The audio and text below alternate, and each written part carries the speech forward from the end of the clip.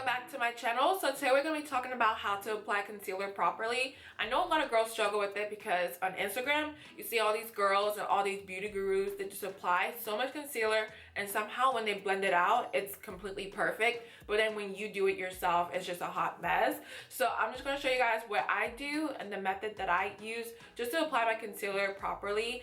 And disclaimer, I'm not saying if you do it the way I consider wrong that you just, don't know what you're doing. I'm just saying for the average person, it's not realistic. So if you guys want to see what I do to make my concealer look flawless, just keep on watching.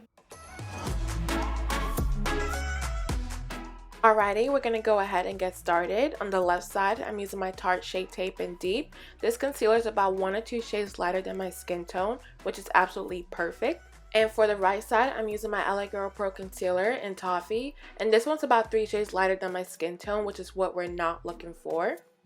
On my good side, you guys can see that I'm just applying it really lightly and I'm not dragging it all the way out as I am doing right now. When you drag it out all the way by your ear, it's going to make it really hard to blend out.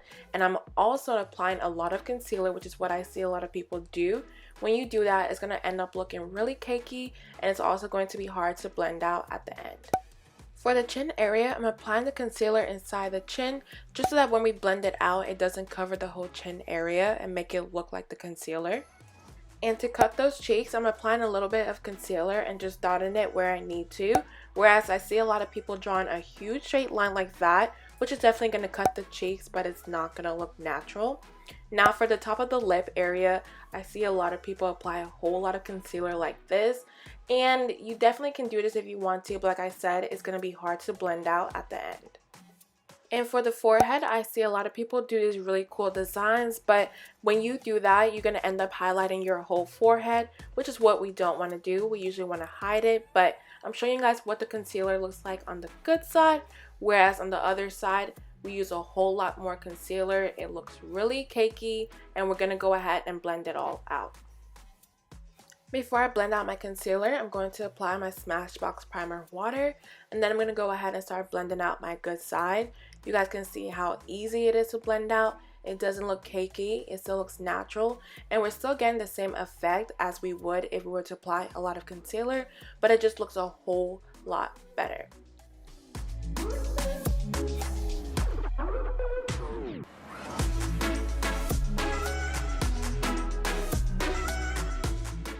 Okay, and for the bad side, you guys can tell I was struggling. It looks so thick and I was really trying to put effort into it and make it look good, but it just wasn't working for me.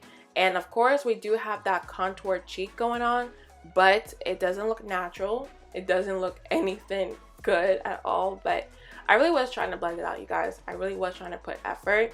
As you guys can see, I even go in with my Smashbox Primer Water just to help it a little bit, but it was not doing anything at all. So I eventually gave up on blending because it was becoming way too hard and it just was not looking good whatsoever. But I'm showing you guys a comparison of the good side and the bad side. Right here you can see how natural it looks and how blended it looks. Whereas the other side, my concealer basically took over my whole foundation and it just looks cakey. So tell me which side you guys like and I'll see you in my next video.